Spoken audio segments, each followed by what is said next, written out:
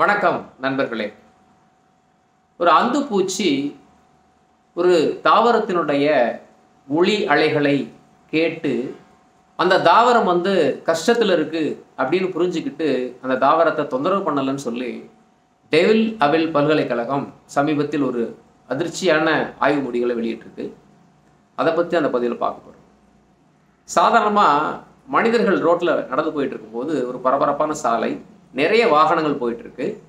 ஒரு மனிதன் விபத்தில் சிக்கிற போது அதை பார்த்து கண்டும் காணாமல் நிறைய மனிதர்கள் கடந்து போயிட்டே இருப்பாங்க.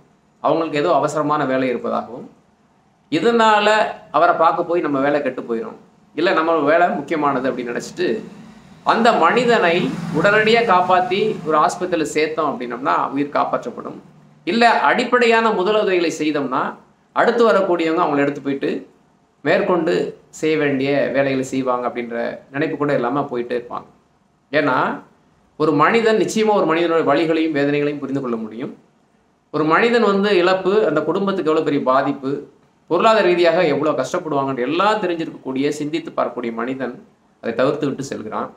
ஆனால் நம்மை விட அறிவில் குறைந்த தாவரங்கள் அது சொல்லக்கூடிய ஒலிகளை உணர்ந்து பறவைகளும் விலங்குகளும் அதற்கு ரியாக்ட் பண்ணுதுன்னு கேட்கும்போது நமக்கு ஆச்சரியமாக இருக்குது. அதாவது என்ன பண்ணியிருக்காங்கன்னா, தாவரங்களாக ஒரு ஒலிகளை எழுப்புவதாகவும், அந்த ஒலிகள் மனிதன் கேட்க முடியாத ஒரு நுட்பமான நுண்ணிய அலை இயக்கத்தில் இருக்குதுன்னு சொல்கிறாங்க. இப்போ சாதாரணம் பாருங்களேன், வீட்டில் ஃபேன் ஓடிட்டு இருக்கும். திடீர்னு வீட்டில் குக்கர் சவுண்ட் அதிகமாகிட்டா ஃபேன் சவுண்டு கேட்காது. அதே நேரத்தில் பக்கத்தில் எங்கேயாவது இசை கச்சேரி நடந்துக்கிட்டு இருக்கு அப்படின்னா நம்ம வீட்டிலே கத்தி கத்தி பேசுவோம். இன்னும் சில நேரங்களில் பாருங்கள், நைட்டு தூங்கிட்டு இருக்கும்போது வால் கிளாக் சவுண்டு ரொம்ப நுட்பமாக கேட்கும். அப்போது அமைதியாகும் போது மிக நுண்ணிய நுட்பமான ஒலிகளை எல்லாம் கேட்க முடியும். ஆனால் சாதாரணமாக மனிதன் பார்த்தீங்கன்னா 120 டெசிபிள் வரைக்கும் கேட்க முடியும்னு சொல்கிறாங்க. 0 டெசிபிள் என்பது ரொம்ப அமைதியாக நிசப்தமாக இருக்கக்கூடிய நிலை. இப்போ ஒரு 60 டெசிபிள் அப்படின்னா ஒரு அமைதியான ஒரு உரையாடல் அப்படின்னு சொல்லலாம். ஒரு 80 டெசிபிள் இருக்குன்னா ஒரு பரபரப்பான ஒரு பிஸியான ஒரு சாலையில் வாகனங்கள் போயிட்டு வந்துக்கிட்டு இருக்குன்னா அது ஒரு 80 டெசிபிள். ஒரு 100 டெசிபிள் அப்படின்னா ஒரு இசை கச்சேரி நடக்குது, ஒரு திரையரங்கில் படம் ஓடிட்டு இருக்கும்போது அது ஒரு அந்த 100 டெசிபிள் வரைக்கும் இருக்காங்க. 120 டெசிபிள் அப்படின்னா ஒரு ஜெட் விமானம் கிளம்புறது, ஒரு ராக்கெட் ஏவப்படுற ஒளி, அந்த அளவுக்கு மனிதனுக்கு கேட்க முடியும். குறைந்தபட்ச ஒளியும் கேட்க முடியும். அதற்கும் கீழே கேட்கணும் அப்படின்னா ரொம்ப நுட்பமான கருவிகளை கொண்டு தான் அளக்குறாங்க. அப்போ இந்த அந்து பூச்சிகள் என்ன பண்ணுமா, இனப்பெருக்க காலத்தில் முட்டையிடும் போது ஆரோக்கியமான தாவரங்கள் மீது முட்டையிட்டு அது குஞ்சு வெளியே வரும்போது அந்த உணவுகளை உட்கொள்வதற்காக தேடுமா. அப்போ தக்காளி செடிகள் மீது, தக்காளி அந்த பழங்கள் மீது முட்டைகளை போடும்போது இதை ஆராய்ச்சி பண்ணி கண்டுபிடிச்சி அதை என்ன பண்ணியிருக்காங்க, இந்த ஆரோக்கியமற்ற, அதாவது நீர் இல்லாமல் வாடக்கூடிய செடிகள், இல்லை ரொம்ப அந்த செடிகள் அழியக்கூடிய நிலைமையில் இருக்கும்போது அதை தேர்ந்தெடுத்து ஆராய்ச்சி பண்ணியிருக்கிறாங்க. அப்போது அந்த செடிகள்லாம் ஒரு இரைச்சலை வெளிப்படுத்துது.